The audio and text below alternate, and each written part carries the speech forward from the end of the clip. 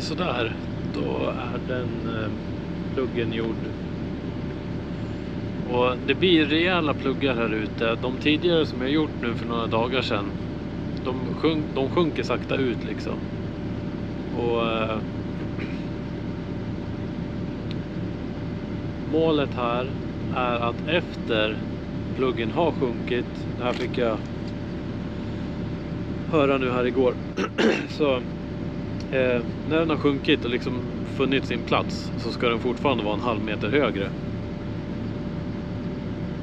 än lägsta omgivningen. Så det blir på den här sidan då som är lägre än den andra. Och jag tror inte den sjunker mer än ett par 3 decimeter. Nu när den är så himla bred också. Så det blir massiva pluggar, väldigt stora pluggar. Ja, nej, men nu ska jag fortsätta. Jag ska ta mig, hela dikeslängden är ju typ 600 meter, nästan 500 meter eller någonting. Och nu ska jag lite över mitten här. Så ni slipper sitta och titta igen nu på alla stockmattsflyttningar. Jag vet inte om det syns så bra, men det bubblar kraftigt i vattnet här när jag går. Jag ska se om jag kan inte zooma.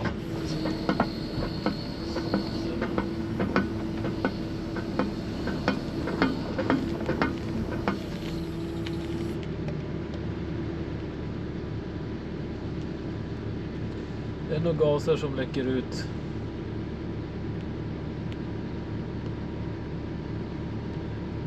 Metangas antar jag.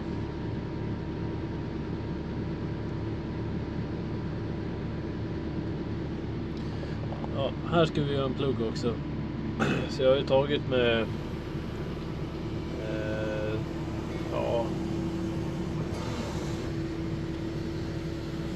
en bra bit ifrån förra pluggen. Den syns ju inte ens. Jag har väl gått nu 300-400 meter kanske. 300 i alla fall. Det har tagit typ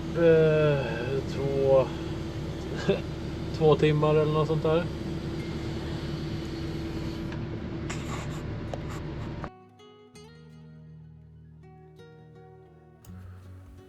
Välkomna till nästa video på det här projektet. Och har ni inte sett den så finns det ju en tidigare video då, där jag också går igenom lite kring projektet och pratar om saker och ting runt omkring. Så jag rekommenderar att ni kikar på den också om ni tycker det verkar intressant. Men vi hoppar ju rätt in i det här och börjar på att göra en plugg här när jag har flyttat stockmattorna klart. Men som ni ser i alla fall så är jag ute på en mosse här. Så det är ju ett stort torvlager. Det här är ju ganska mitt i mossen.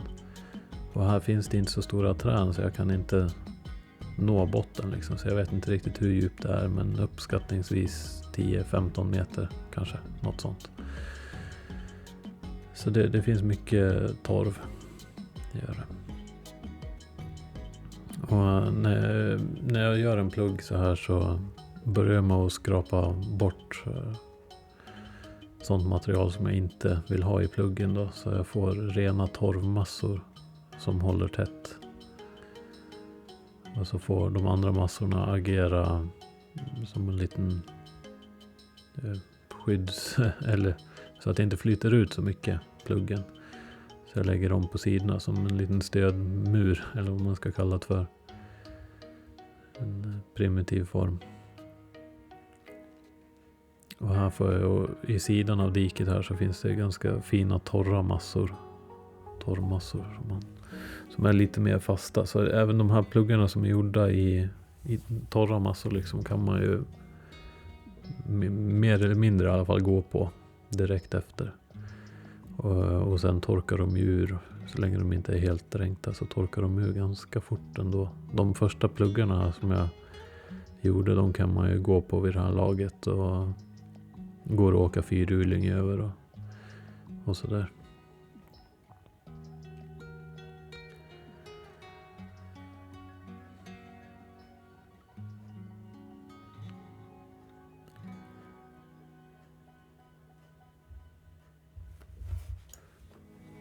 Och nu när jag kommer upp en bit så det här momentet att stryka det jämnt, liksom dra av det plant. Det är, jag vet inte om jag redan gjorde det här vid den här tidpunkten, men eftersom de sjunker mer på mitten så försökte jag lägga dem en liten bula på mitten. Jag tror inte jag hade insett att jag behövde göra det här riktigt än. Men den avdragningen, att inte göra det helt plant, eller så plant man kan, är otroligt svår att få till när man liksom inte har övat på det innan, utan tidigare så ska det ju bara vara så plant som möjligt. Nästan alltid. Men försöker toppa den lite, men inte allt för mycket. Se till. Jag kan ju inte trycka hur hårt som helst heller, för jag kan ju trycka skopan ner, åtminstone ner till botten av diket. För där finns det är faktiskt förvånansvärt vad det håller att gå på i mitten av diket i vattnet. Det finns något ganska skapligt rotsystem där som faktiskt håller att gå på riktigt bra. Så det är större risk att man sjunker ner liksom uppe på ytan i sidan, det här vattenhålet till exempel på andra sidan. Där finns det ju liksom ingenting. Kliver man där så, jag vet inte hur långt man sjunker ner, men jag har inte testat. Vill inte göra det. Och nu när jag bedömer att jag har tagit de massorna jag behöver, så försöker jag slänga tillbaka så mycket som möjligt och se till att göra möjlighet för djur som eventuellt ramlar ner eller går ner där, att de kan ta sig upp igen så att det inte är så höga kanter.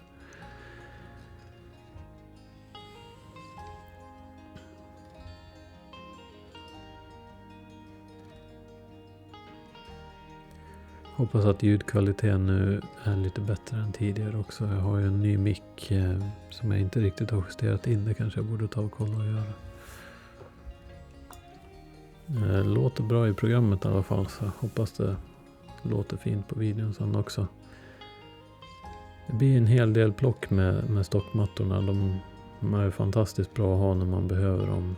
Men man blir inte så mobil som man är van vid. Så är det.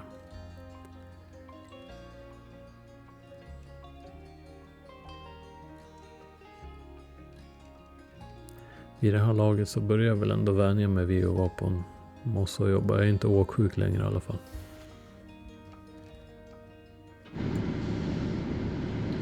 Ja, då är den här pluggen klar. Ska gå vidare till nästa. Det är väl ungefär 100 meter till åt höger.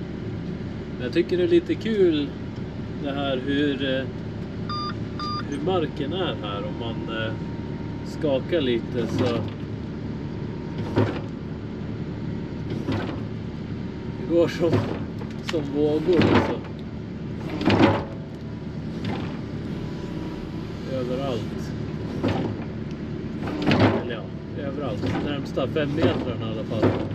Så är det ju bara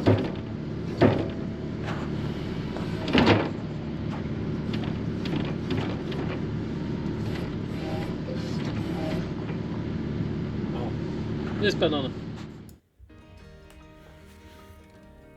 Ja, det är väldigt, väldigt gung när man står bredvid maskinen som jobbar. Jag har haft en praktikant med mig ibland som har suttit och kört. Och, när man står upp så märker man det kanske på 20 meters håll att det rör sig i marken. Men om man sätter sig ner, då känns det...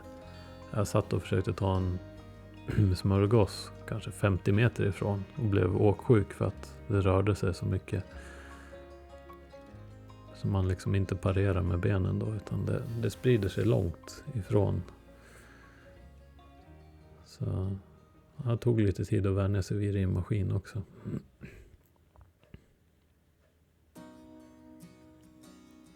Och här är ju ytterligare en plugg på samma sätt och vis då.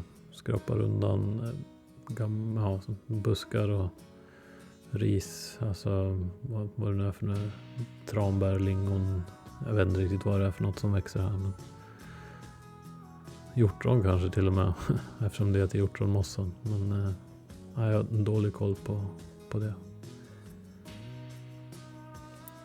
Så bygger som en kärna här på pluggen som är av rent bra material liksom, och trycker till och försöker få till stöd på sidorna så att den inte sjunker ut så mycket, eller flyter ut. Men man blir ju verkligen imponerad utav de här dikena som är handgrävda då. På 20-talet, 1920-talet.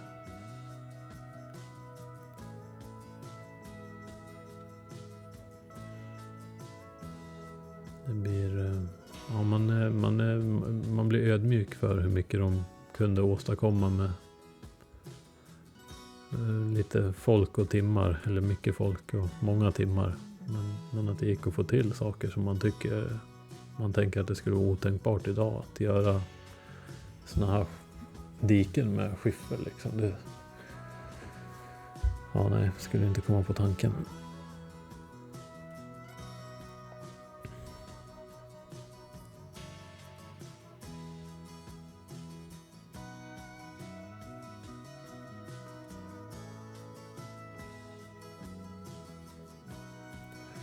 Det är en fantastisk arbetsplats i alla fall. Jag har gjort det här pluggen. Det är en plugg nu som är här uppe precis. Så bakom maskinen nu så har jag det här diket. Och sen här har jag den här första pluggen som vi gjorde som blev...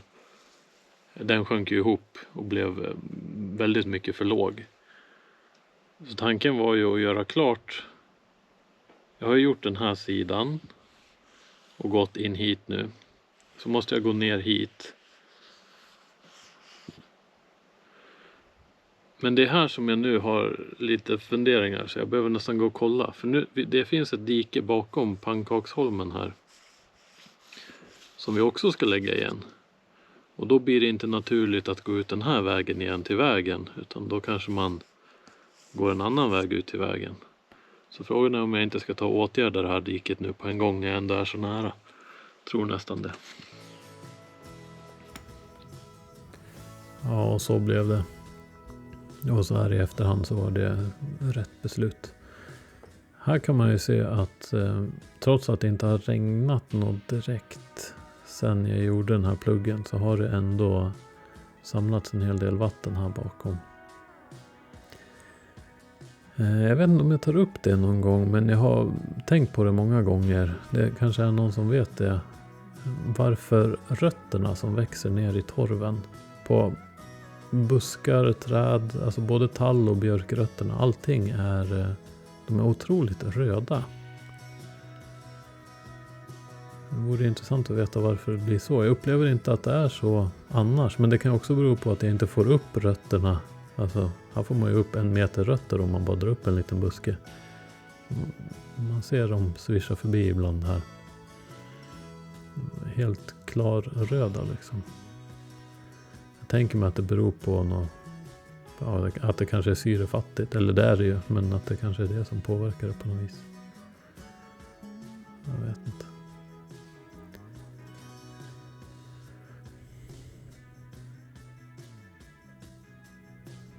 Jag skär av kanterna och puttar igen.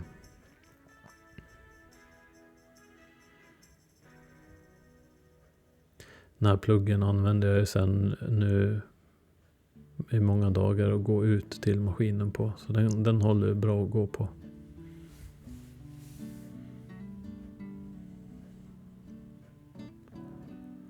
Jag petar ner lite små grejer mest för att försöka stabilisera pluggen så att den inte flyter ut. Ja, då var den klar. Då ska jag korsa det här 600, eller korsa, jag ska gå ner längs hela det här mittendiket igen. 600 meter. Det tar väl 3 timmar, 4 timmar eller något sånt där. Och försöka hitta någonstans att ta mig över också. Så det blir lite intressant.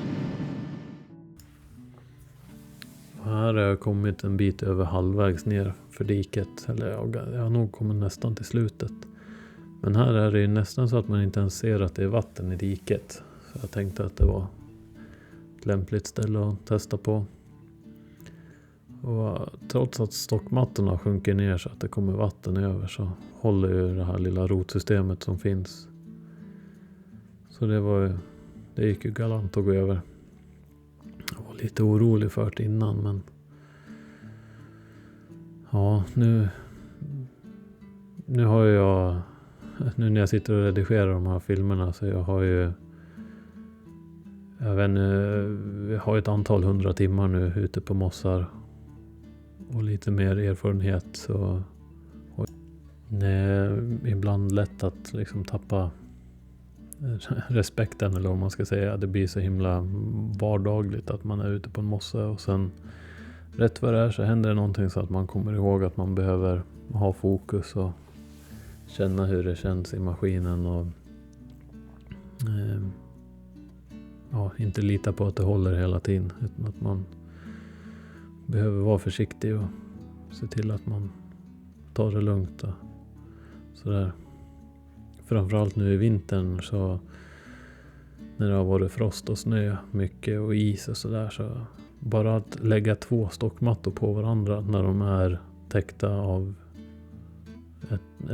alltså när man går ute på en mosse och så är det minus 10 grader eller så blir de ju liksom som stöpta i is, och de blir så kopiöst hala, så att lägga en stockmatta på en annan är nästan omöjligt. Det blir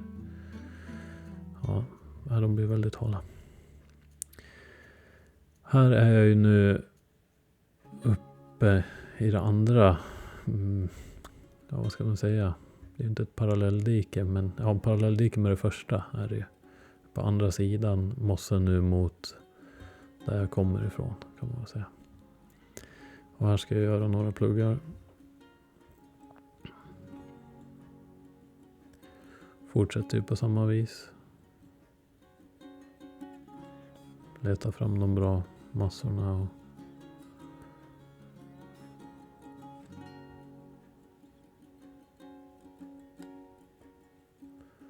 försöker göra en så vattentät plugg jag kan. Jag har ju läst lite ifrån Skogvaktarens gamla text som han skrev på 60-talet där, om hur det var att vara med på dikningen utav allt det här. Han var väl lite av han hade ju koll på det mesta och ansvarade väl för en hel del då. Så jag tänkte fortsätta läsa lite ur hans texter här och hur det gick. Så vi pratade lite grann där om vart de började och med vilket tempo det gick, att det var en himla arbetsför, eller vad säger man. De var duktiga på att arbeta, de som jobbade med det. Det var ett rallarlag som precis hade blivit klara uppe i Norrland någonstans, som sökte jobb här nere i Sala.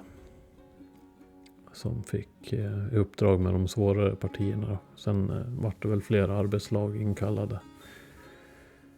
Och så här står det i texten. Trots markskiktets sjunkning blev det en väldig kanal vart efter huvudavloppet framskred. Snart kunde vi plocka in fler lag på andra stora utlopp som strålade ut mot de skogsbäckar som skvalade fram från de omgivande skogsmarkerna. Småningom var arbetsstyrkan uppe i ett 25-tal man, uppdelade i 4 lag. Många av dem arbetade i 3 års tid på detta företag. Flera lag byggde torvkåtor på holmar och uddar intill sina arbetsplatser. Där bodde de, åt och sov vid behov. Avlöningsdagarna upptogs av proviantering, firades för övrigt med kortspel, kaffekaskdrickning och vila i nöjsam omväxling. Roliga poäng kunde också uppstå vid avlöningarna. Varje lagbas mottog och kvitterade löningsmedlen för sitt lag. Detta medförde att han sedan i sin tur fick dela upp förtjänsten på var och en av sina gubbar. Förfarandet hade ju varit enkelt om alla arbetat lika många timmar. Men just här klickade det rätt ofta. Ty en del, särskilt bland de yngre, hade icke kommit till arbetet på den absolut bestämda tid då det igångsattes på morgnarna. Måndagarna var mest utmärkande för sådan tendens. Och ett sådant slarv tolererades inte. Syndaren skulle åtminstone kunna avgiva giltigt förfall. Sådana förfall kunde ju vara av ömmande beskaffenhet och bedömdes därefter. Men anade laget att syndaren varit på fri färd och helt enkelt försovit sig i den sköna värmen, kunde man få höra lagbasen deklarera: Jaha du Per, du har sinkat bort 3 timmar på denna löneperiod, men som vi vet vilket nöje du haft därav, så får du ta med 17 ytterligare avdrag med 3 timmar. Detta som nöjesskatt till övriga i laget. Kommentarerna som följde på sådana beslut vore ofta lustiga och tillspetsade. Men heller aldrig hörde jag någon allvarligare protest mot basen för sådana domar. Ofta var ju jag närvarande och ombedd av basen att hjälpa honom med uppdelningen av löningen. Löningarna utbetalades var 14:e dag, så de tog ganska mycket av min tid i anspråk. Huggningar, bläckningar och stämplingar samt arbeten för 55-40 milor per år måste också skötas om samtidigt med dikningarna. Mycket tid la jag ned på de långa sträckor av laggdikning och kompletteringsdiken inom företaget som upptogs omedelbart. De måste rekognoseras, stakas och avvägas. Men efter drygt 3 år var emellertid hela komplexet färdigdikat. Och nu följde intressanta år av förvandlingsproducering. Nu kunde man iakttaga hur produktiva marker tillväxte allt längre och längre ut över de förut så försumpade markerna. Impedimentens vandringar gingo nu i motsatt riktning mot vad de förr hade gjort. Goda marker vunno terräng varje år och alldeles särskilt var detta förhållandet med avdelningen Orrängarna. Och där tar jag en liten paus i läsandet av texten. För nu, den här dagen här nu, då hade jag tröttnat på att gå på stockmattor. Det tar ju sån evinnerlig tid. Och jag tyckte att här borde det kunna bära ändå, utan stockmattor. Framförallt eftersom jag har så mycket trän som jag kan vika ner framför mig. Och då försöker jag dra stockmattorna efter mig. Strypa dem runt med en kätting och sen få lite lyftkraft i schackbladet liksom, så att de lyfts i framkant och inte skär ner så djupt. Det var...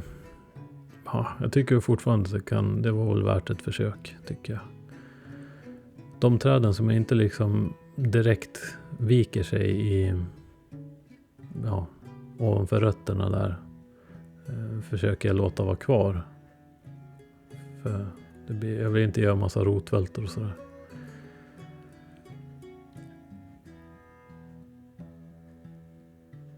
Här kan man se att det blir en del spår av mig. Jag sjunker ner ett par 3 decimeter med banden.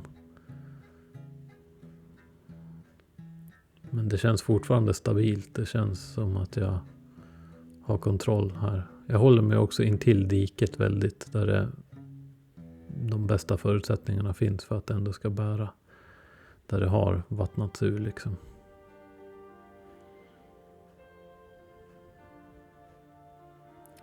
Försöker bygga mig en liten väg där jag går.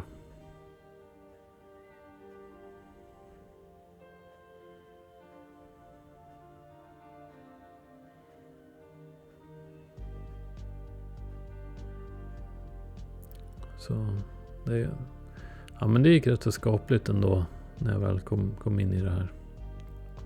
Om det inte hade gått som det gick då.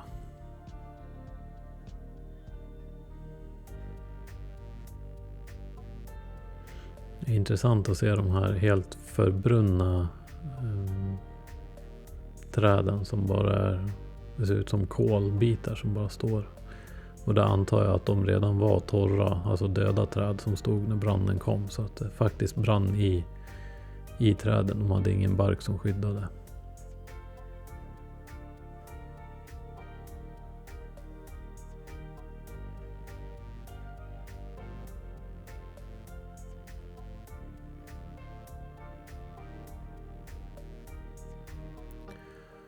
Dags för nästa plugg.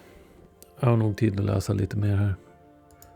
Och jag läste ju om hur han kunde iaktta utvecklingen. Hur skogen vann mark liksom ut på mossarna. Och jag fortsätter i texten. Här, ja, och det här var på just Orrängarna. Och det är ju inte där vi är nu. Det här är Hjortronmossen. Orrängarna var väl inte en riktig mosse på det här viset. Med torv. Här ingår det förut de största översvämningarna fram med medförande massor av slamjord som nu i förening med starrgräsen, fräken och allehanda vattenväxter sjönk ihop till förmultnande jordlager, bildande av ett näringberikat underlag för ny jungfrulig skog. Stora förändringar har skett och de fixpunkter jag en gång i tiden högg in på berghällar och jordfasta stenar inom kala och gungande myrmarker är många ytterst svåra att söka reda på. Ty de får man nu söka i täta och frodigt växande ungskogsbestånd. Annorlunda är det naturligtvis med avdelningen Hjortronmossen med sitt 3-4 meter djupa vitmosselager av torvströtyp. Dock anser jag att icke heller här var dikningen bortkastade penningar. Ty mossen hämmades starkt i sin tillväxt och vid dess långa sura laggar stod då skogskanterna synnerligen trånande med ynkliga barr och sjukliga färger. Men titta nu på deras utseende. Härliga mörkgröna skogskanter och barrrika kronor ser om trädens goda tillväxt. Och hur skulle det ha sett ut idag på dessa marker om dikningen icke blivit verkställd? Ja, det kan man mycket väl föreställa sig. Det försumpade området hade varit ungefär 1/4 större. Men nu strålade stora utlopp de flödande skogsbäckarna till mötes och intog deras vatten vid skogskanterna. Och dessutom var dessa utlopp en förutsättning för att kunna fortsätta dikningar längre upp genom markerna och därmed göra ytterligare marker skogsbärande. Ja, och här är det ju, man hade ju då tänkt på att det skulle vara produktiv skog, såklart.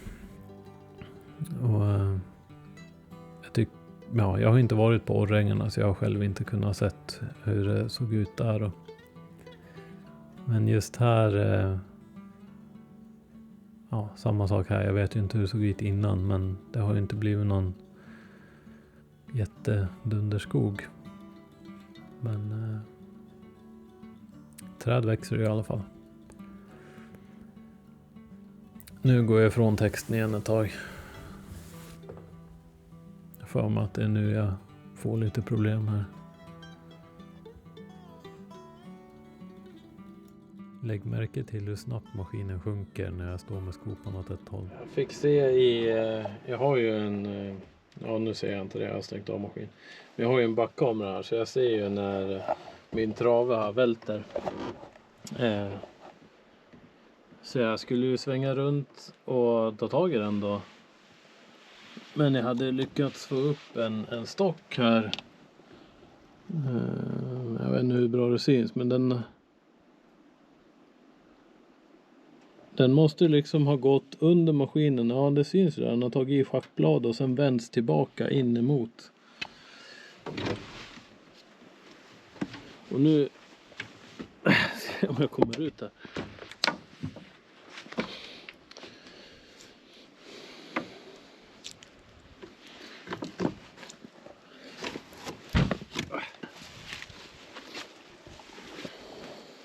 Den var kärnfrisk i alla fall där uppe. Så kanske blir till att springa och hämta motorsåg. Jag vet inte riktigt hur jag får bort det där annars.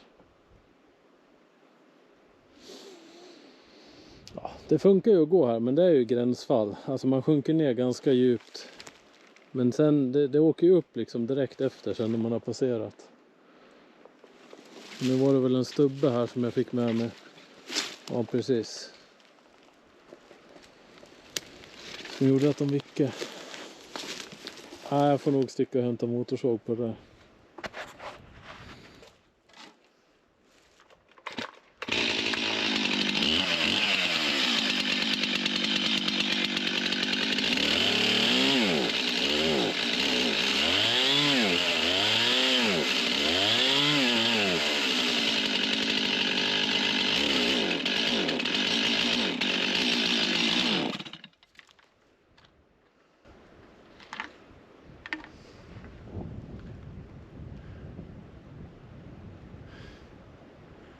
Det är inte sant. Jag var helt säker på att jag hade fullt.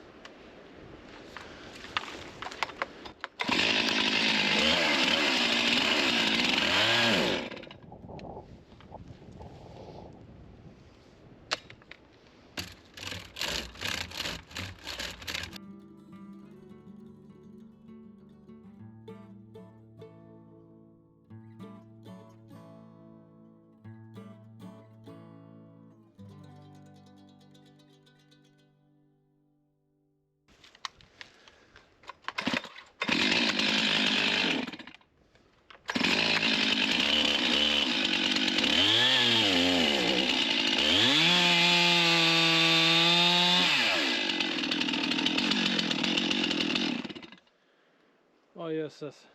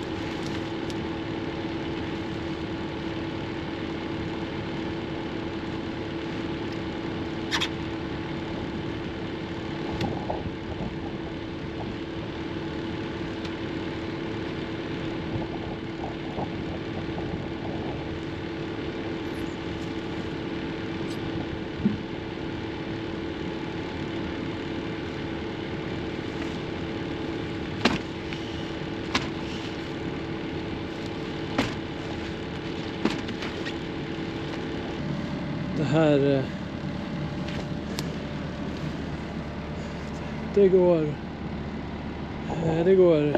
det tar för lång tid att hålla på så här. Det blir för stor risk när man är ju liksom nere på marken, så allt sånt här riskerar ju att slå upp. Så jag går upp på stockmattorna igen. Ja, då är det dags att gå över ett dike igen här. Och det är ju nu har jag gjort pluggar här. Det har varit en till på mitten ungefär. Och så har jag precis gjort den där då. Det är ju den här.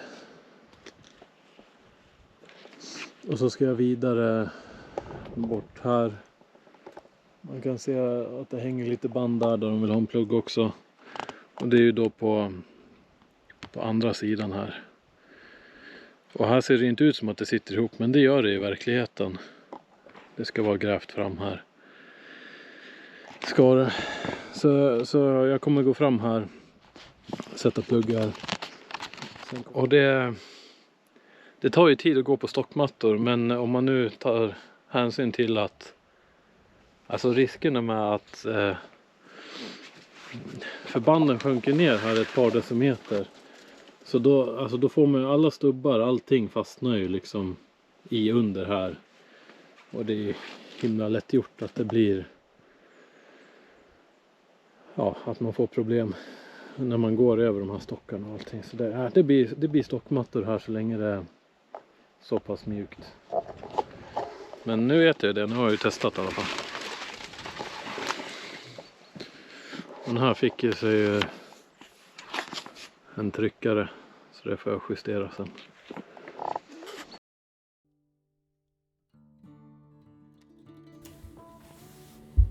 Ja, då lärde man sig ju någonting där då. Här försöker jag i alla fall toppa på mitten mer. Så det är ju bra.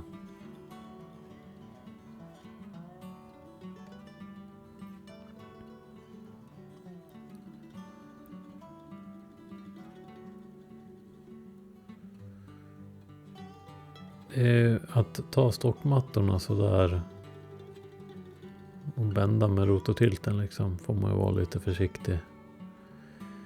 Och det är otroligt lätt att göra dumheter med det också på det viset. Jag trodde att det var det smidigaste sättet att flytta stockmattorna på. Jag har ju flyttat stockmattor.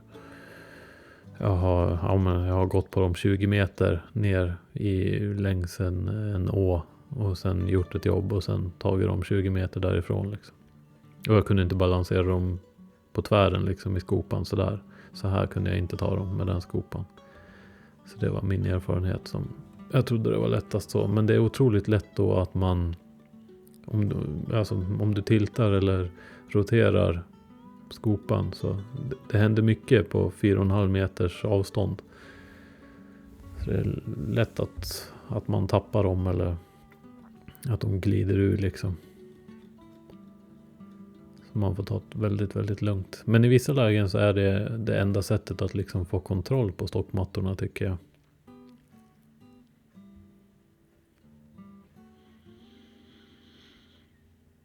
De här träden är ju... Jag vet inte riktigt varför det är just där vi... Ja, nere liksom i stubben som det blir angrepp. Men det är... De är otroligt lättvickade många. Och det sitter ju skyltar om det överallt i reservatet här. Att träden faller lätt. Och man ser det efter varenda... Har det blåst 15 sekundmeter liksom någon dag. Då ligger det ju många träd som inte låg innan liksom. Så de är väldigt, väldigt lätt att peta med kull. Nu har jag kommit fram till nästa plugg. Same procedure as last year. Samma procedur igen. Jag tror att det är på den här pluggen som jag tänkte att det kanske funkar bra just för att motverka att de flyter ut. Att trycka ner lite stolp liksom. Där den blir så hög. För att hålla kvar lite grann. Så jag vet att jag gjorde det någon gång här i alla fall en del. På de större pluggarna som blev.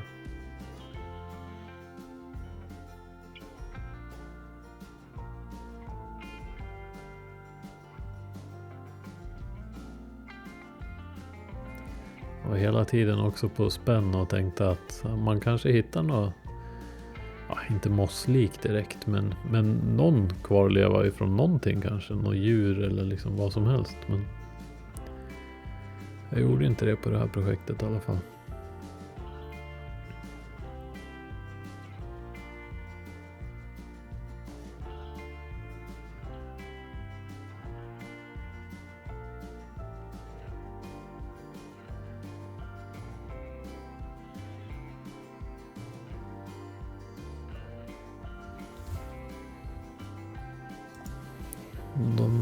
Sista stycket jag läser härifrån skogsvaktarens dokument blir de här fina orden.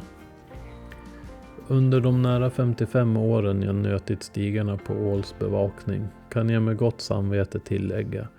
Jag har med ett aldrig sinande intresse och så långt mina krafter stått bi arbetat för skogens bästa. Vad vore vi och vad vore Sverige utan skogar?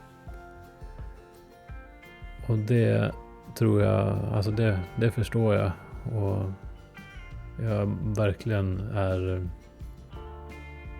alltså det är helt otroligt vad de tog sig an de här projekten. Och hur mycket tid som har lagts ner på att vårda skogarna efter vad man tänkt och trott och på det som har varit skogens bästa. Men trots det då så tycker jag, nu gör ju vi det här för skogens bästa. För nu har vi sett, alltså nu vet vi bättre vad det ger för resultat att dika ut. Att det inte, det är inte bara positivt det heller. Och sen om några år så vet vi väl hur pass effektivt det här är att lägga igen dikerna. Jag vet att de är väldigt framåt med det här i Finland framförallt. Att det börjar väl komma mer hit också. Och Om man ska tro de gamla skrifterna, vilket man ju såklart ska tro då, så jag läste väl det att det var 5 meter torvlager. Och då är det i så fall ett lager med blålera eller någonting under det som mina stolpar glider igenom. För den där var ju ganska hög, den där stolpen som jag tryckte ner.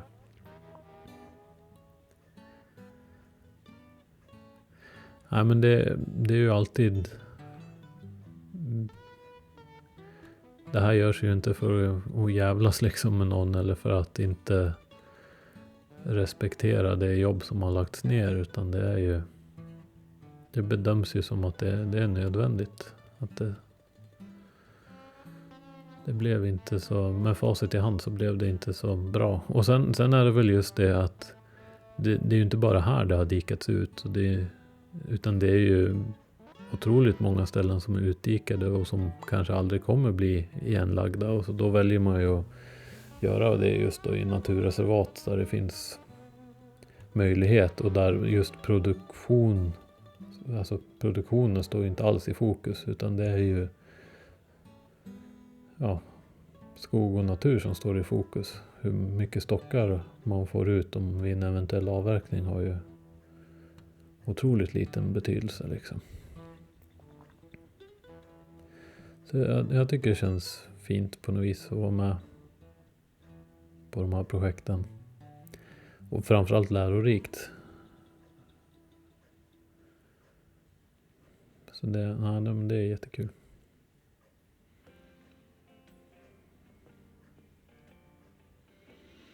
Och sen man blir helt...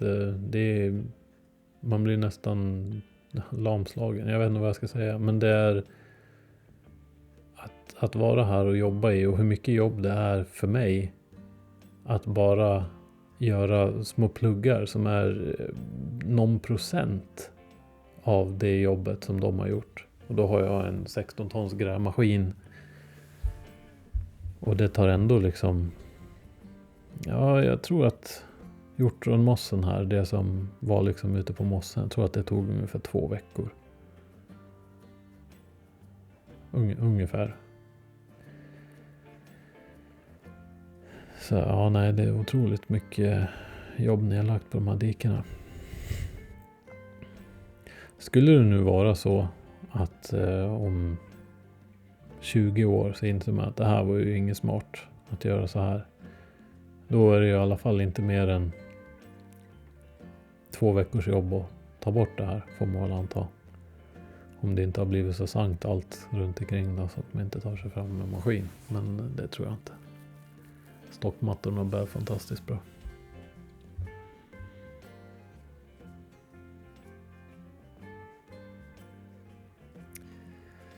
Jag har ju läst på lite grann om det här med torv och om våtmarker. Och just där det är mossar, där det är såna här torvlager, så det som händer när man dikar ur är ju att man syret kommer ner och kommer åt de här lagren så att det börjar förmultna. Och när det förmultnar, om jag nu har fattat det här rätt, så släpper det ut koldioxid, vilket det annars inte gör. Så det slutar binda och istället släpper ut det som det har bundit. Och mossarna i Sverige står för drygt 50%, om jag kommer ihåg siffrorna rätt, av alla koldioxidutsläpp från Sverige. Så mer än allt annat tillsammans står mossarna för att de är utdikade.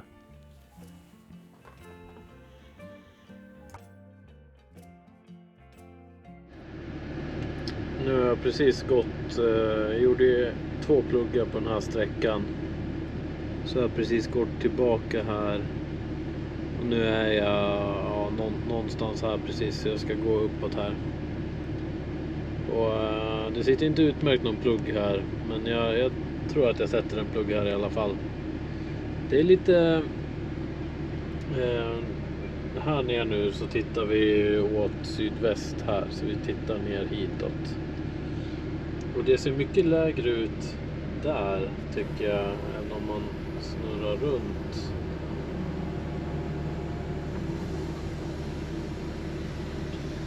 det ser ut som att det blir högre liksom. Och det är ju en hög mosse, så det är ju inte så konstigt. Och jag har grubblat mycket här, men eftersom det sitter ihop här så verkar det ju logiskt att det dräneras ifrån mitten ut till sidorna på alla de här. Ja, kanske inte den här, och den är till och med ritad en pil där, men ja. Nej, men så att sätta en plugg här, då får ju det här området svämmas över liksom, och leta sig runt pluggen ner hit där det svämmar över igen, och borde ju höja då grundvattnet här betydligt. Jag fick ju gärna sätta för många pluggar än för få, så vi bygger en plugg här.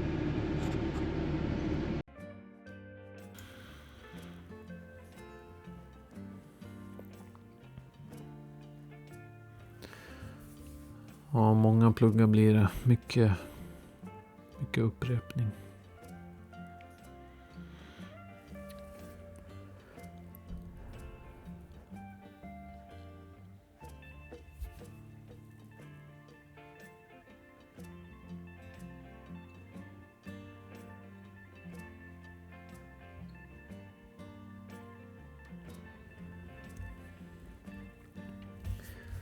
Något som jag uppskattar här med träden som är barkfria liksom, och inte så mycket. Här trodde jag att jag hade hittat ett ben, men det var bara en rot eller något sånt. Men det såg verkligen ut som ett ben ett tag, tyckte jag. Nej, men de träden, tallarna, de är fantastiska. Man ser liksom fibrerna när barken är borta. De blir otroligt uttrycksfyllda, så man ser alla vridningar i och hur det har anpassat sig och vridit sig för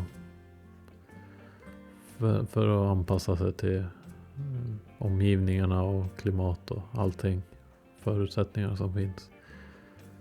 Så det finns många vackra träd liksom.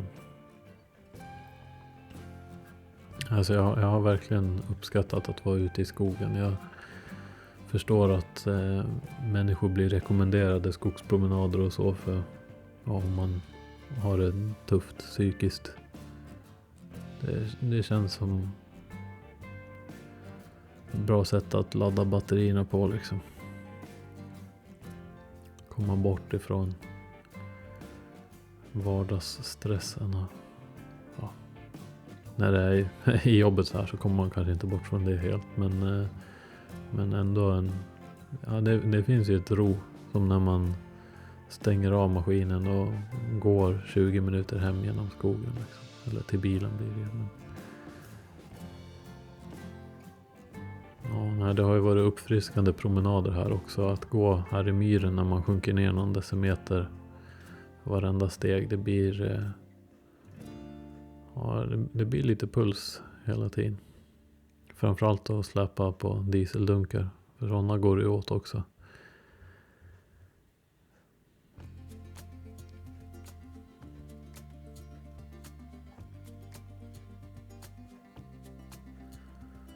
Det ser lite ut som att man arbetar i chokladglass eller något.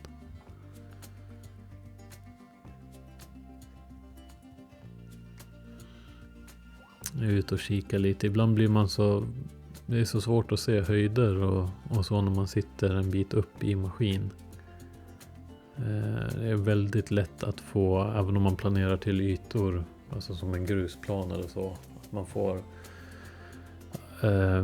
en liten uppförsbacke mot sig, liksom mot maskinen. Det kanske är plant från 2 meter framför bladet till 5 meter framför bladet, men närmaste 2 meterna då går det liksom upp emot. Och det blir ju så lite naturligt för att när man böjer in stickan så eller liksom armen så dras den liksom uppåt, och det är svårt att följa med skopa och allting och få ett plant hela tiden. Och framförallt så ser man det inte när man sitter högt. Så det är väl det att man inte ser det liksom på samma sätt. Ja, där står det ett par dieseldunkar som jag har burit dit. Nu är vi närmare ingången igen där arbetet. Här kan man också se de här röda rötterna. Alltså jag undrar varför det är så rött.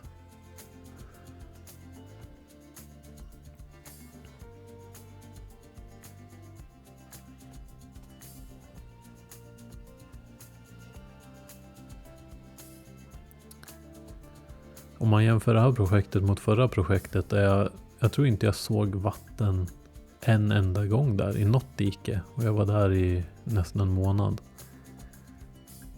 Eller ja, alltså det var under en månads tid, men jag var inte där varje dag. Men så är det väldigt kul att ändå kunna se vatten så fort man gräver någonstans.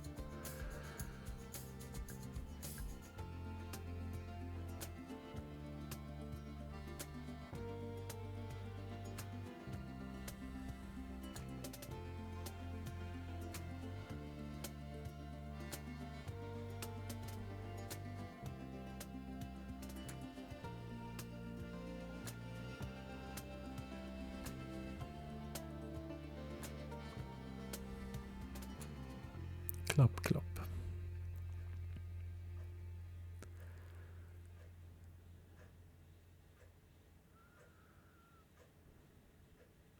Man kan se också när men som när jag sänker bommen och sen stannar. Skopan guppar ju upp och ner hela tiden. Och det är ju inte jag som sitter och rycker i den, utan det är ju hela maskinen och stockmattor och allting som gungar. Här.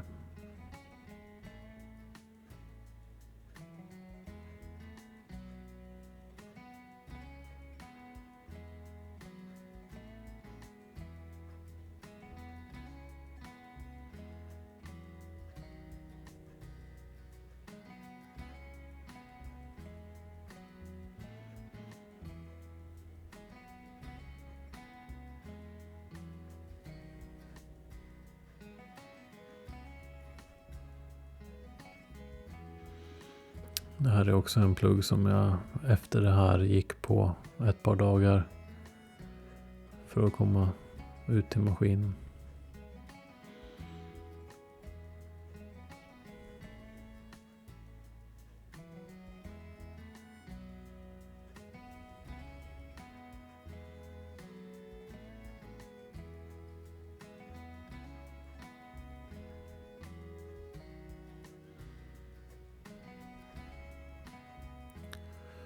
Jag försöker trycka ner lite bråte, vad som helst, bara för att det inte ska bli liksom bottenlöst. Där tog det stopp.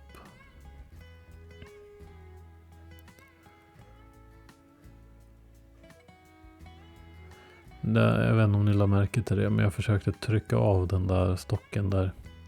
Jag försökte till och med göra det med lite fart liksom, smälla av den. Och det har jag lärt mig att så gör inte jag längre. För det hände en grej som det kommer väl i projektet efter det här. Men nej, gör inte så.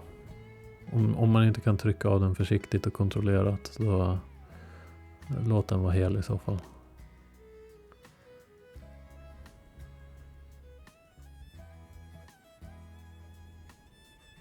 Jag har gjort så många gånger i de här videorna att jag liksom har tagit lite fart, fått lite mer kraft då för att slå av stockar. Och det har gått bra väldigt många gånger. Men inte alla gånger.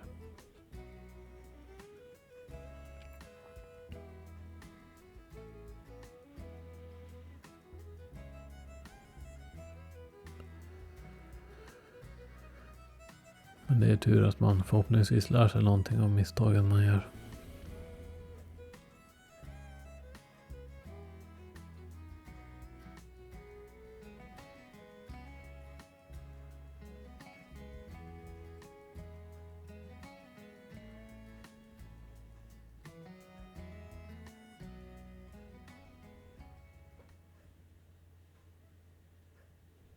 Ja, jag undrar om jag pratar om något om det kanske. Men den här dagen så blåser det väldigt mycket. Det kommer vindbyar på 20 sekundmeter ungefär. Och som ni ser så är jag i ganska uppvuxen skog nu, men som faller lätt. Så, ja, jag vet inte hur mycket jag filmar av det. Men jag börjar liksom bara putta omkull alla träd nära mig som faller lätt. Och sen drog jag därifrån, för det var riktigt obehagligt när det bara knakade och brakade träd runt omkring en. I hytten sitter man ju ganska säkert och den är skyddad. Men inte om man går till och från.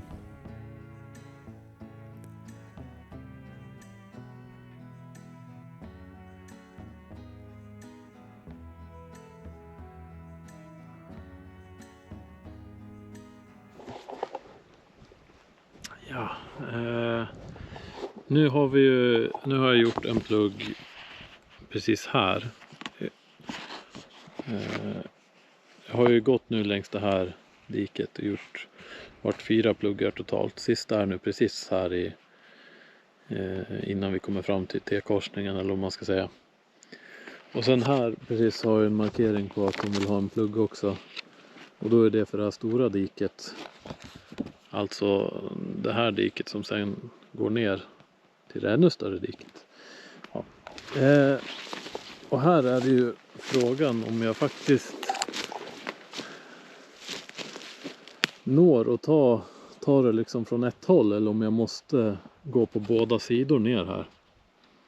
Smidigast vore ju såklart om man kan ta det från ett håll. Men hur jag än gör så måste jag gå ner här. Så jag står ju på den sidan nu. Så jag går ner där och tar det från det här hållet.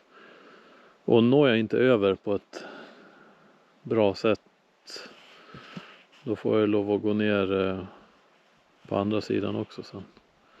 Eller om jag tar mig över här och går den andra sidan tillbaka, och det blir ju bättre. Om jag kan komma över. För sen så ska jag göra pluggar på de här också. Det är ju inte utritat något här, men jag tror att det sitter 3 markeringar. Vi får se idag sen på eftermiddagen, så ska det blåsa ganska skapligt, 20 sekundmeter i vindbyarna. Och de här träden, en del står ju bra, alltså med pålroten ner. Men de är ju angripna precis här i botten liksom. Så de faller ganska lätt. Så det är nog inte... Ja, vi får se hur mycket blås det faktiskt kommer. De brukar ju ta i, tycker jag. Så det kan hända att jag får sticka lite tidigare idag. Men just nu är det lugnt.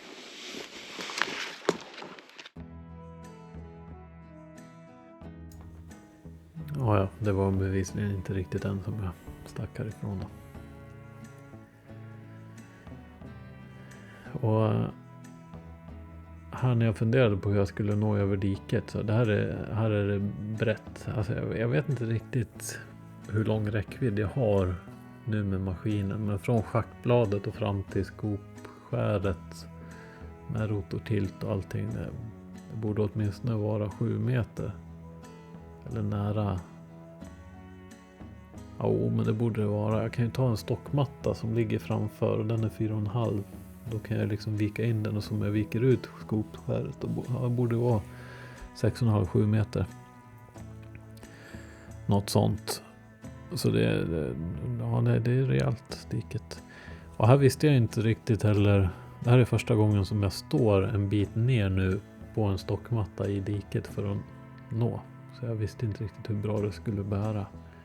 Framförallt inte här där det är så pass djupt också. Men det funkar ju bra. Men nu börjar det bli riktigt rejäla pluggar här. För det är... När jag har tagit ur där i botten så är diket... Ja, det måste ju vara drygt 2 meter djupt. Och så lägger jag upp den 1,5 meter i alla fall. Så det blir 2,5 meter högt. Och om man tänker pluggen nu i överkant, om det är 7 meter brett nästan.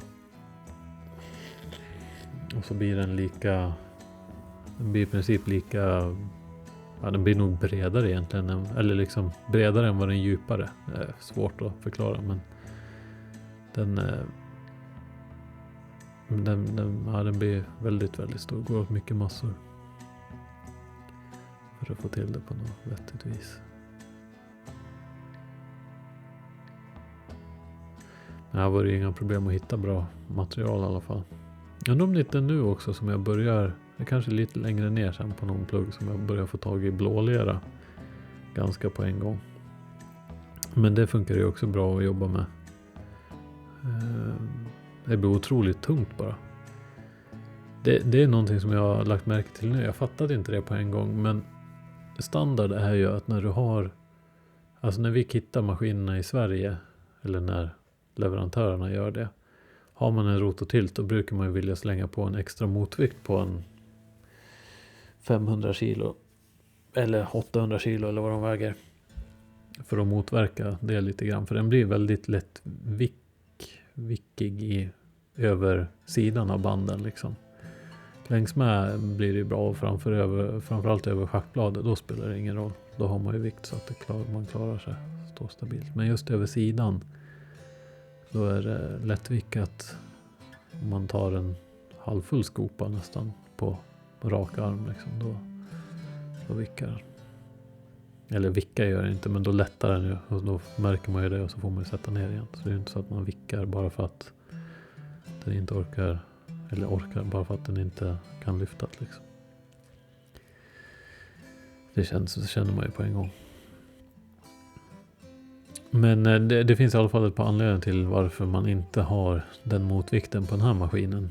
Och det är för att redan nu med rotortilt och en skopa så är det ju alltså precis på gränsen till överlass och flytta på en tridenbil. Det är ju, jag vet inte om det är 17 ton någonting sånt. Det är väl exakt det de får köra på maskinflaket. Alltså det är några 100 kilos marginal om ens det. Och sen finns det en annan anledning också. Det är att den bygger ju kanske knappt 15 cm, 10-15 cm någonting bakom på rumpan som då också sticker ut över larverna. Så nu med den här maskinen så kan du i princip smyga upp bredvid ett träd eller en sten eller någonting och sen svänga runt. Du behöver inte bry dig om rumpan liksom. Den sticker inte ut någonting över sidorna på banden. Eller om den gör det så är det verkligen minimalt. Så det är en sak man slipper tänka på. Nu, man kan se hur träden gungar faktiskt. Den börjar blåsa. Det är ingenting som... Jag undrar om man kan... Jag ska hålla lite koll och se om jag kan se om det är något som faller någonstans. För jag vet att jag såg det i verkliga... Alltså på riktigt när jag var där. Det kan vara svårt nu när det går så snabbt.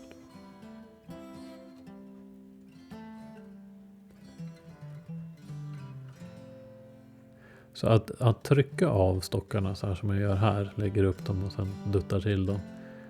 Det känns fortfarande väldigt säkert. Det känns ju helt lugnt att göra. Då blir det ju kontrollerat liksom. Men att just slå av dem, som det där är väl lite gränsfall. Det som kan hända är att det slår upp liksom om de inte ligger helt som man tror. Jag har faktiskt inte kikat, men jag hade en incident när jag fick en rotklump som kom flygandes mot maskinen och ja, det blev inte så vackert. Men det blir en kommande video.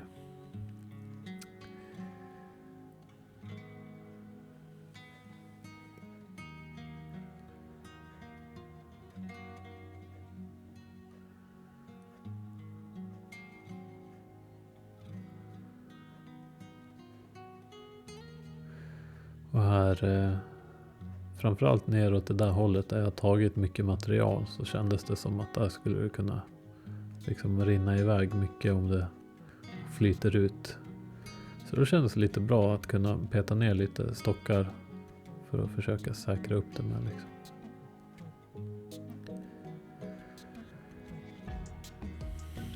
Jag är supertaggad på att återvända till alla de här våtmarksprojekten om något år. Det är så att man bara vill att tiden ska gå. Men det ska bli jätteintressant att se vad som har hänt. Vad man lyckades med och vad som inte gick så bra då. Det är ju säkert någon plugg som kanske inte ens finns kvar. Och det räknar ju även Naturvårdsverket med. Att det blir liksom inte 100% utan det är svårt när man arbetar med naturmaterial så här utan att ha någon speciell kvalitetssäkring liksom, utan man gör det bästa av situationen. Så får vi se hur det tar sig. Men jag förväntar mig när jag kommer hit och se vattenspeglar vid varje plugg i alla fall. Och sen att jag hoppas att liksom har flytit upp och gjort det blött på ett par 100 kvadrat kanske runt omkring pluggarna också. Så att det verkligen så att det finns vatten som står där. Inte några sjöar direkt utan bara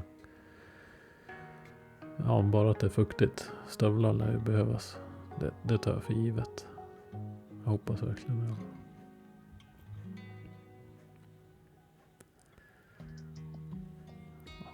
Sen det är ju lite kul också att trycka ner stolpar och så här. Det är inte något man kan göra på alla ställen liksom. Så man får väl passa på lite. Men det är också ett sätt att liksom säkra upp marken lite grann. Att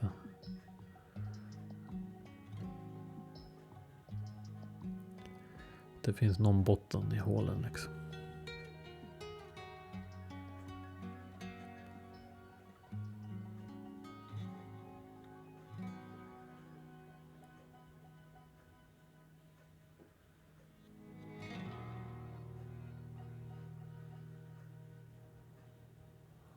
Just det, jag nådde inte riktigt.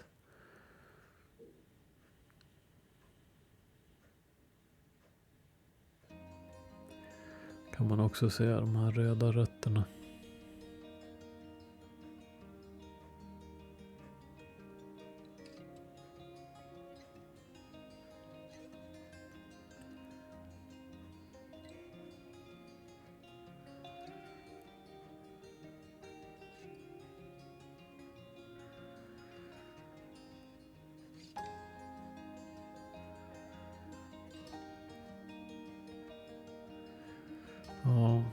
Ja, men jag försöker ju få till det så att det, om något går ner sig, att det kan komma upp igen.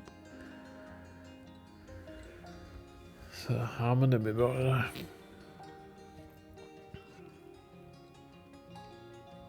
Och så blir det ser mer naturligt ut också om det inte bara är 2 meters schaktkant liksom. Utan att det faktiskt är lite avsläntat så att om några år så blir det smälter in då liksom i det övriga gröna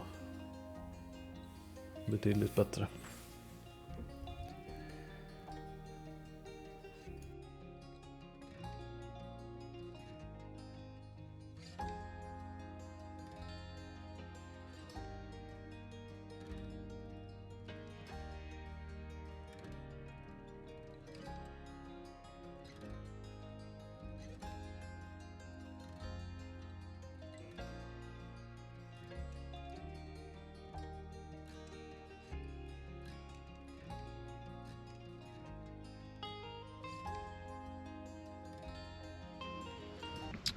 Jag har varit lite nervös där. Det kom ju en vindby.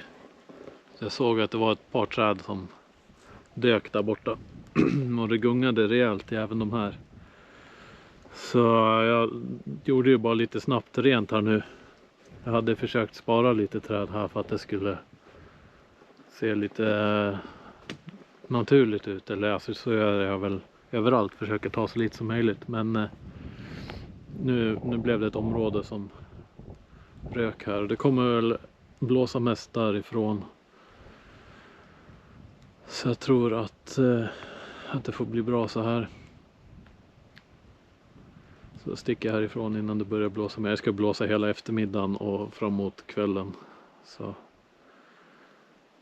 även om jag sitter rätt säker där i hytten så är det ju stor risk att det faller ett träd på maskinen och då är det ju rutor och saker som går sönder.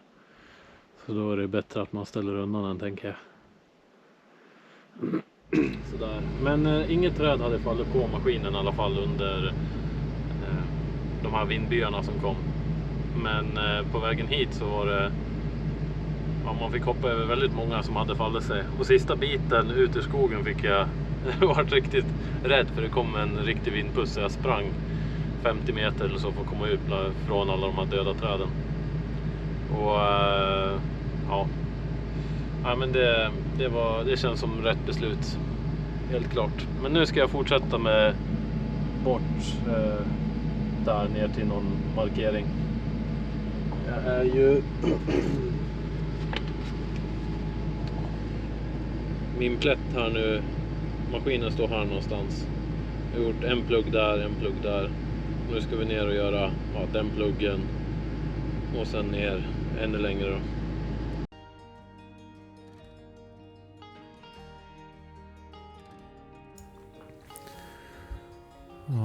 Ja, det var ju som sagt så var det lite obehagligt att ta sig ur skogen där. Kom ihåg att jag fick en himla fart sista biten. Fick jag.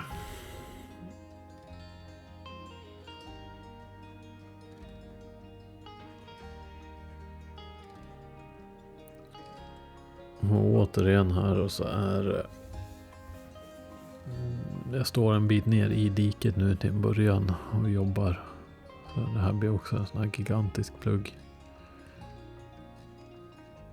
Jag vet inte riktigt varför, men min kamera, jag har en GoPro och den gillar inte riktigt när jag svänger med maskinen, när jag panorerar liksom för mycket. För jag har den ju så att den filmar det här i ett timelapse-format, för annars tar det så otroligt mycket plats. Så det är ungefär 10 gånger hastigheten. Något sånt. Jag har ingen, alltså det är min gissning i alla fall. Men ibland så när jag svänger så drar den ner det liksom till nästan under 1 gång hastigheten. Ja just det, här var ju blåleran. Ja. Där kan man också... Ja, det kanske man inte tänker på, men jag tänker på det för jag kommer ihåg att det var så också. De här skoporna med blålera så kan jag inte lyfta upp dem, utan jag släpar liksom dem mot maskinen tills jag får dem närmre och kan lyfta dem, för annars så vickar jag maskinen. Så jag liksom släpar dem upp för schaktkanten mot mig. Jag vet inte om det... Ja, det går lite för snabbt, man ser inte det.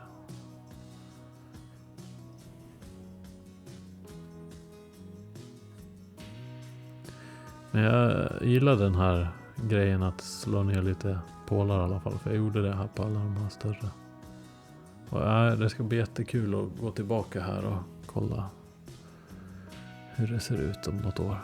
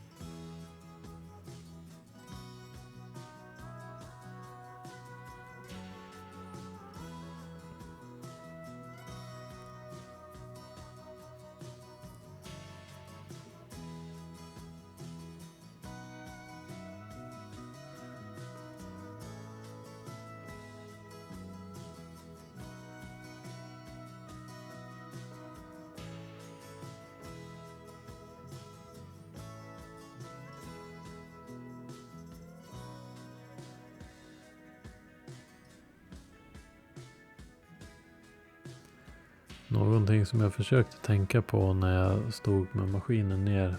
För här har jag ställt mig så jag har stöd på schaktbladet ner mot en stockmatta. Eller jag kanske inte hade det här, men jag har det vid några tillfällen här i alla fall.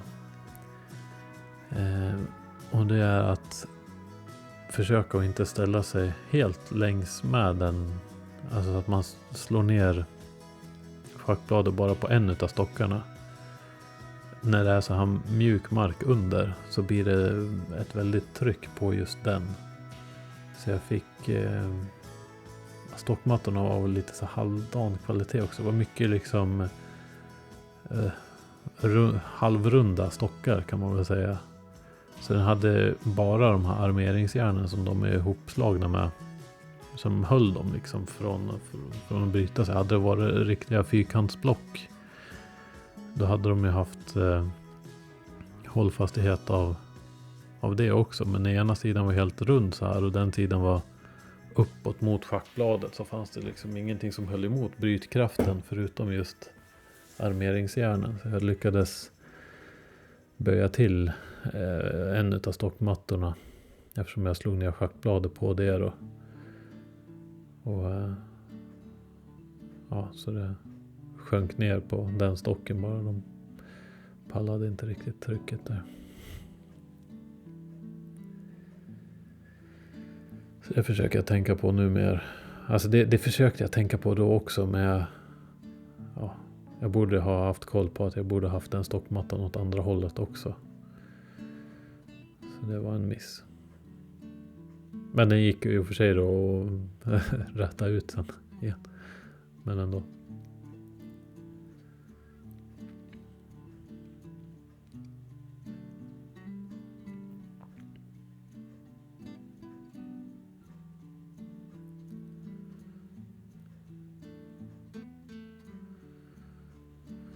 Ja, så det här blir en av de större pluggarna än idag liksom.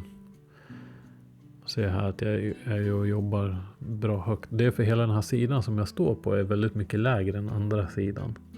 Så för att vattnet ändå ska stanna upp någonstans bakom, så tänker jag att jag behöver dra ut den några meter upp där på sidan där jag står. Men här är det väldigt tydligt att det är ett tjockt lerlager under torven. För jag kom aldrig ner på mossen här, så kom jag aldrig ner till något annat än lera när jag grävde. Men stockarna som jag försökte trycka ner, de tog ju faktiskt stopp någonstans. Så det är väl berg eller morän eller någonting som håller en bit ner i alla fall.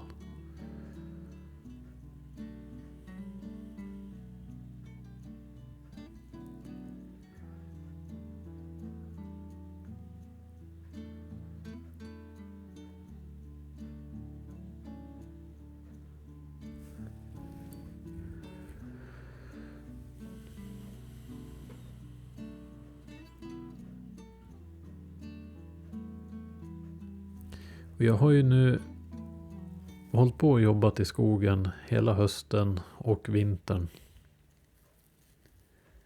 Och som vanligt så ligger jag väldigt mycket efter med videorna. Eller nu har jag ändrat lite grann så att nu gör jag mer projektvideos så här. Men just nu i alla fall. Så det är inte dag till dag liksom. Men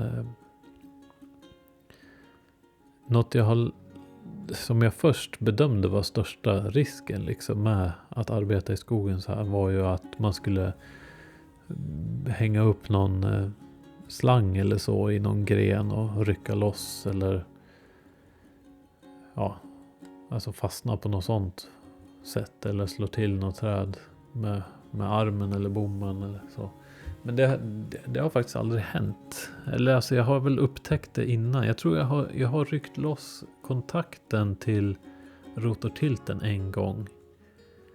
Och så har jag fick in en gren som drog av en utav centralsmörjningsslangarna på rotortilten. Eller ja, där inne någonstans. Men utöver det så har det inte hänt någonting sånt. Däremot något som hela tiden, alltså som är väldigt lätt hänt, som är svårt att inse förrän det liksom hörs att man har gjort det. Det är om man tror att man kan, framförallt rotvältor, man tror att man kommer förbi. För det gör man med banden. Och sen om man går förbi på vänster sida då, där hytten sitter, så tror man att man är förbi och så börjar man kanske flytta på ett träd som ligger framför. Och så svänger man vänster. Alltså man roterar vänster hela maskinen, hytten, överdelen då. Då sticker ju den här handtaget som jag fångade en stock med här för ett tag sedan i den här videon. Den risken, alltså det händer oftare. Men det är nog också för att jag vet inte, där har man ju ingen uppsikt alls på något vis. Alltså man hänger inte ut och tittar åt det hållet på det viset. Men där har det varit så att det har tagit i hytten. Jag har hittills inte haft sönder någon glasruta eller så. Men det har nog bara varit tur. För det är lätt hänt att när man tror att man går förbi, banden går förbi och så tänker man inte på att hytten tar plats när man svänger. Man kanske inte alls hade planerat att stanna och svänga där heller, utan det bara blev så helt plötsligt för det dök upp någonting.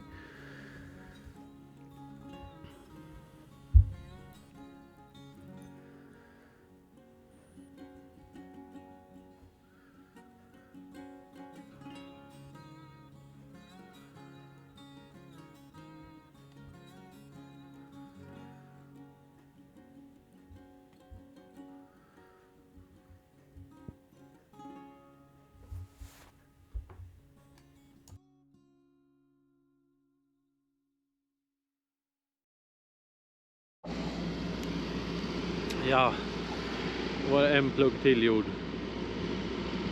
Nu har jag min praktikant här som får testa, peta lite. Det är ju bedrövligt att gå här. Det ligger ju såna här stockar överallt som man måste peta undan. Och hålla koll så man inte råkar peta in dem i hytten eller någonstans. Så det är lite kinkig körning. Nu kommer vi ju längre och längre ner här. Utför ja liksom det fallet vattnet kommer ju därifrån och rinner iväg ditåt. Så jag har ju stora gropen och hålet på den här sidan, för här kommer det vara ett vattentryck, är tanken bakåt. Och mina pluggar nu, de har sjunkit ut för mycket. Så nu har jag byggt upp jättehögt och jag har satt ner lite stolp för att försöka hålla det någorlunda på plats liksom. Jag vet inte. Det är rätt liksom, men jag tror att det funkar rätt så bra. Ska jag flytta på mig lite här. Oj.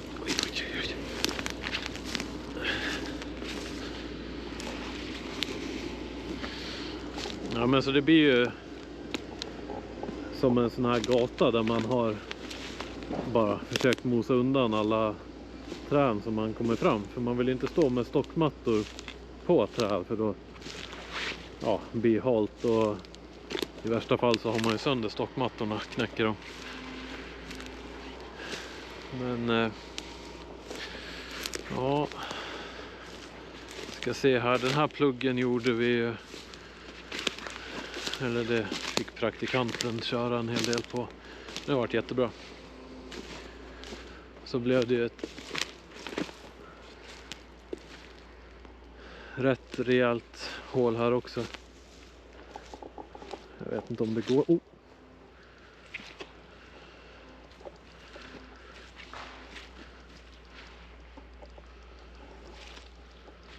Det går att gå. Kan man se hur det sipprar fram i diket. Så den här är gjord idag. Och den där borta är också gjord idag. Och så har vi här där jag avbröt för att det började blåsa så pass. Det är ju, där har det ju hunnit samlas upp en hel del vatten. Och den gjorde jag också så här med, tryck ner stockar framför bakom. Så den har jag klarat sig, den är fortfarande hög. Och här har det ju blivit en rejäl vattensamling nu. Så att det till och med står vatten i diket. Här en plugg som jag gjorde, den har jag inte satt stockar runt. Och då har den dippat ner på mitten. En aning. Men den är nog fortfarande högre än marken här i alla fall. Så det kommer rinna ut iväg här. Ja, nej men nu har vi ska ju vi ska gå ner i lugnt och mysigt tempo och inte göra illa oss. Och så ska vi göra sista pluggen i det här stora diket. Det är så svårt att jobba här. Man behöver liksom Här behöver vi trycka ner trän bara för att få plats med träna som redan ligger ner.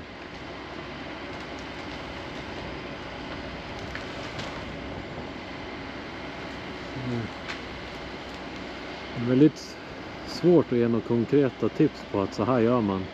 Men det är allt, alltså det är så många parametrar som ställer in så man behöver nästan köra på känsla och se vad som händer lite grann när man börjar pilla i det. Ja, nej men vi ska fortsätta jobba. Ja, det som man kan se här då så är det verkligen ett virrvarr av stockar som ligger huller om buller. Så det är lätt att man kanske har fokus på fel ställe och så rör det sig 10 meter därifrån eller vid sidan av maskinen eller någonting. Och petar in någonting. Så. Nu är det jag som kör igen då. Och sen just den här gripen som är till rotortilten får man ta det väldigt försiktigt med så att man inte bänder och bryter med stockarna när man håller i dem. För det är de inte gjorda för att hålla för.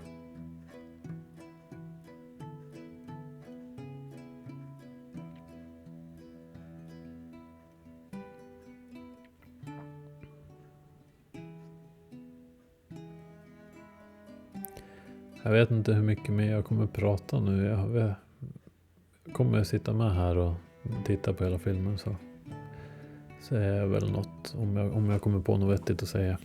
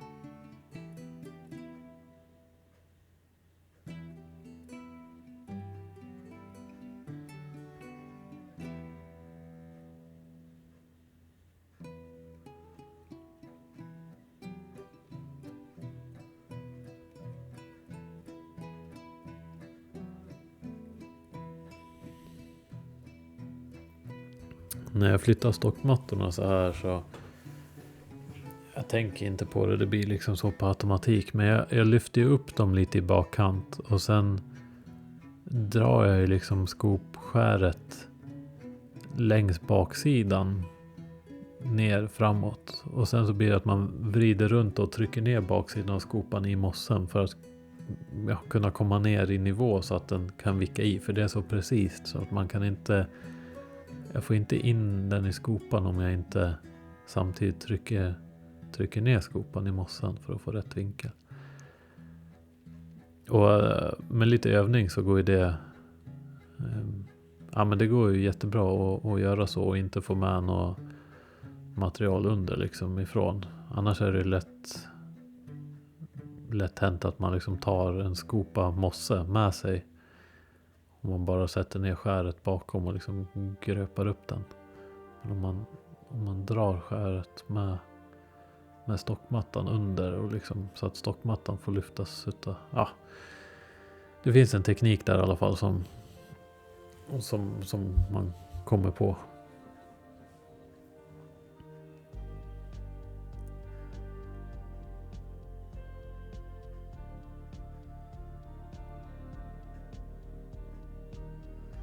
Här kan man se att diket blir det blir lite inte så djupt liksom, inte så brant på samma vis.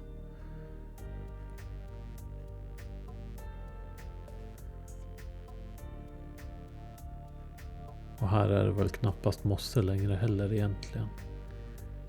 Undrar om det inte är här jag stöter på blålera ganska omgående.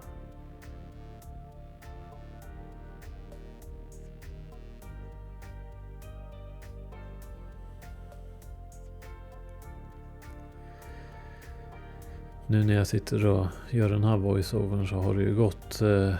Undrar om inte det här var i november som jag var här kanske. Det borde det ha varit.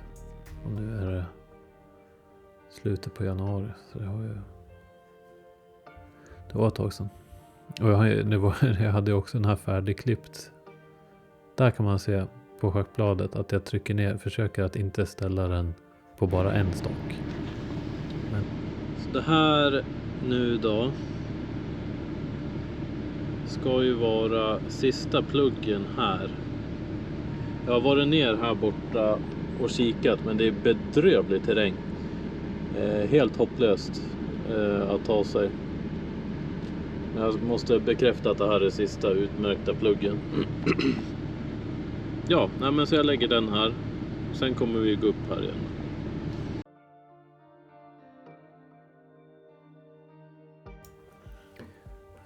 Som jag sa innan jag avbröt mig själv där, så har jag nu ställt schackbladet lite på tvären över stockmattan. Just för att inte bara få allt tryck på en bräda, eller på en stock. En sektion liksom i stockmattan, om man ska säga. Men det var nog senare ändå som det hände att jag böjde den.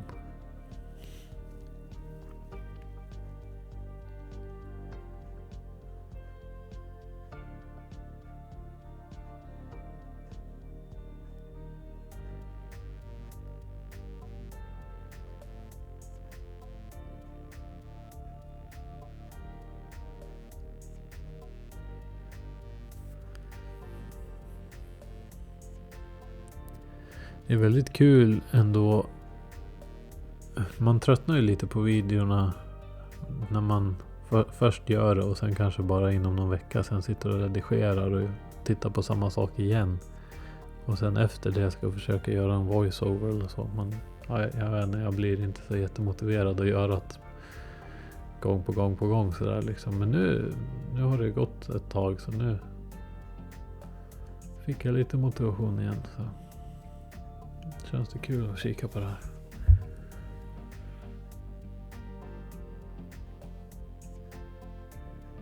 Men återigen så är jag verkligen imponerad av de som bara pumpar ut videos dag för dag.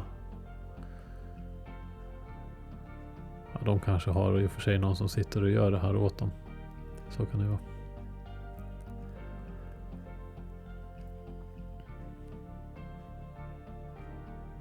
Det skulle ju vara lite kul att få. Jag vet att vissa har med folk liksom som ställer vettiga frågor som folk kan ha, som inte jag tänker på att man kan ha. Ja, men jag vet inte, det är säkert jättemycket saker som jag missar att förklara, som jag bara tar för givet eller inte alls tänker på att det ens händer.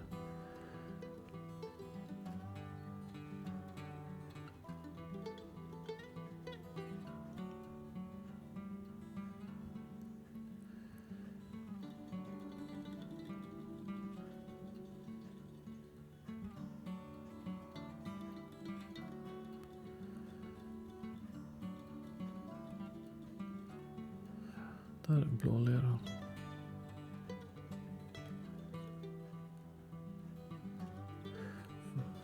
Här tänkte jag väl till lite grann för att inte få massvis med vatten med mig upp hela tiden i skopan, så grävde jag ett hål på sidan av diket istället för att det ser ut som att jag gjorde det med flit i alla fall.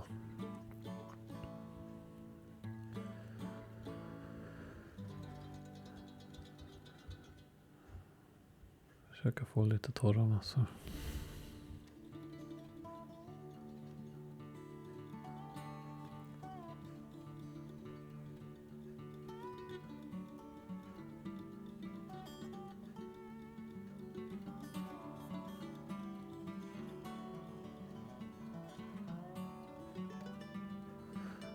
Ja, det ska bli kul att se hur det ser ut på film. Jag har inte kikat på, alltså jag har så många timmar med filmat material. Så att, men när jag kommer till den här incidenten där när jag slår av en stock. Det ska bli kul att se hur det ser ut på film.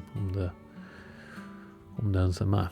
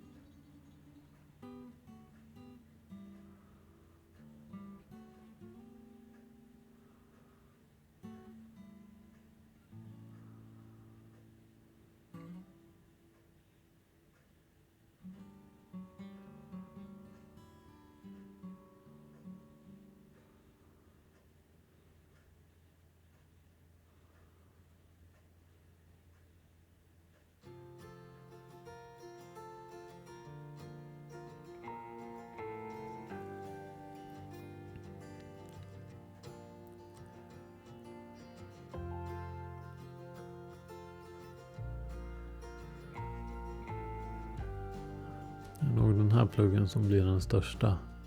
Jag verkar dra ut den långt upp på sidan.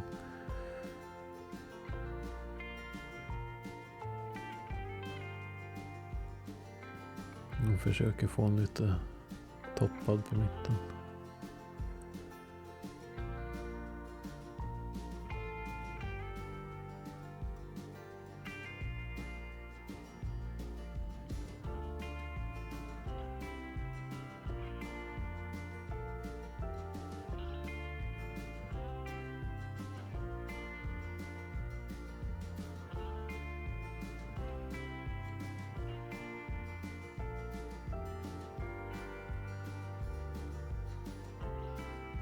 Där ser jag till så att stockmattan inte ligger på någon stubbe eller något annat, för då är det lätt att den spräcks eller går sönder. Så antingen om man då kan slå till med skopan eller liksom trycka till precis på där det sticker upp någonting. Om det då jämnas med marken liksom, då är det ju helt lugnt. Men om det är någonting som en stubbe eller så som verkligen är fast, så då kan man inte åka över, för då knäcker man stockmattan.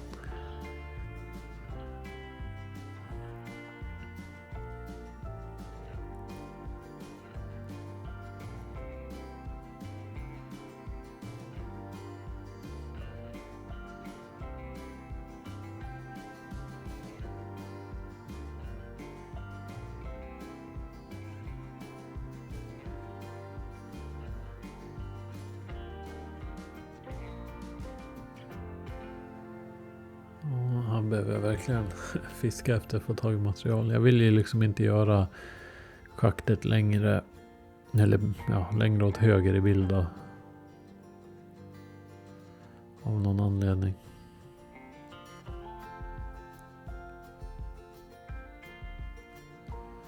En riktigt fin lerare. Där kan man säga att jag liksom behövde dra det upp mot mig. Där kunde jag lyfta på.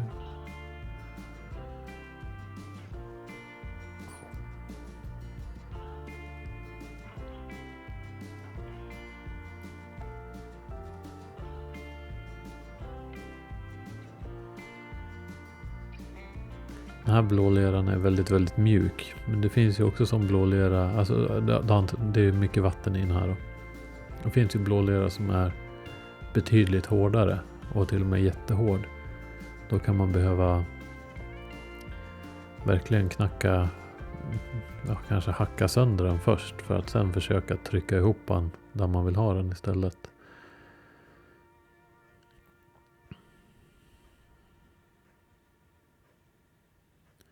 Medan sån här verkar det gå liksom bara smeta ihop.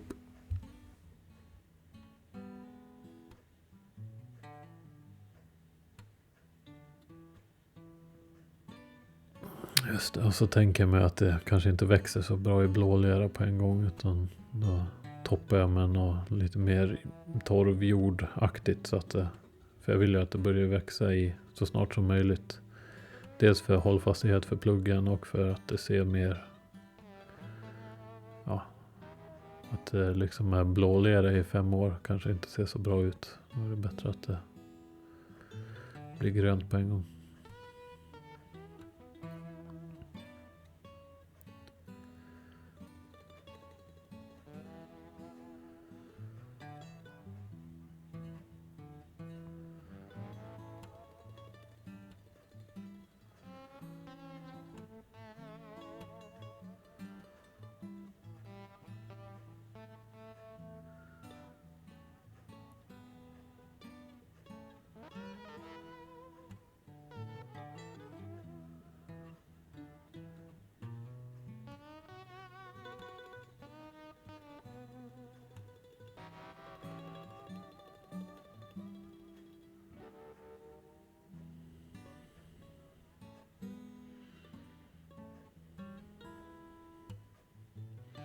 Det blir nästan som en bullervall. En liten.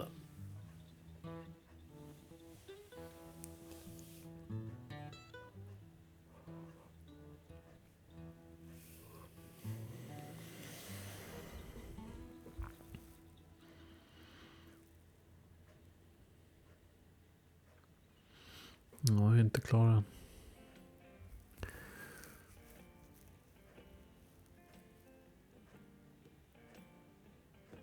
Jag kommer också se att det var lite högt där, så försöker jag trycka till där för att säkerställa att det inte blir något problem med stockmattan.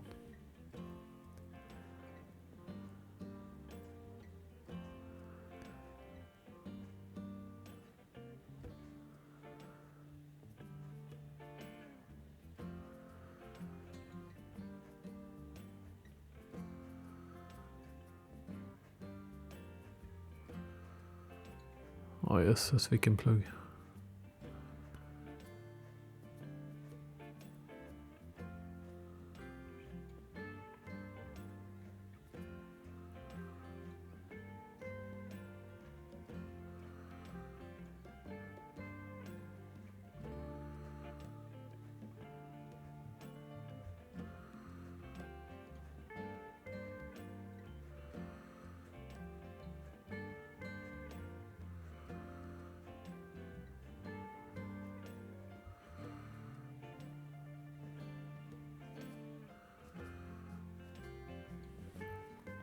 Och så drar ner kanterna lite grann. Som vanligt. Nu kommer jag inte åt den kanten längst bort där. Så där är det en mer brant vägg. Men kommer det ner något djur så kommer det nog upp åt det här hållet i alla fall. Eller upp mot pluggen.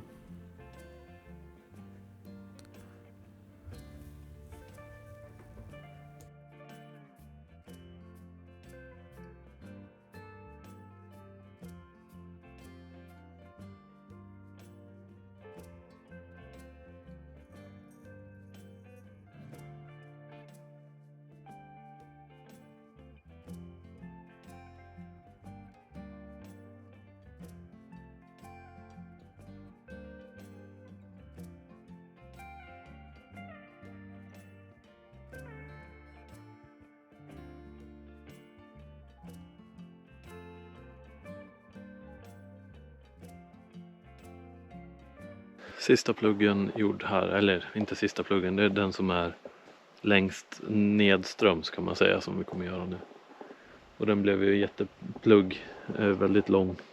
För här är det Det är så lågt hela vägen här så jag tänkte att nu är den ju ganska plan lång bort dit. Så blir det ett ganska stort översvämningsområde här i alla fall. Blir det. Och här blev det många kubik som hämtades.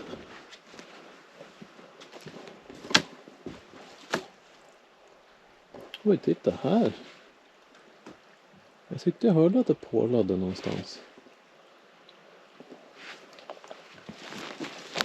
Oj. Här är det ut.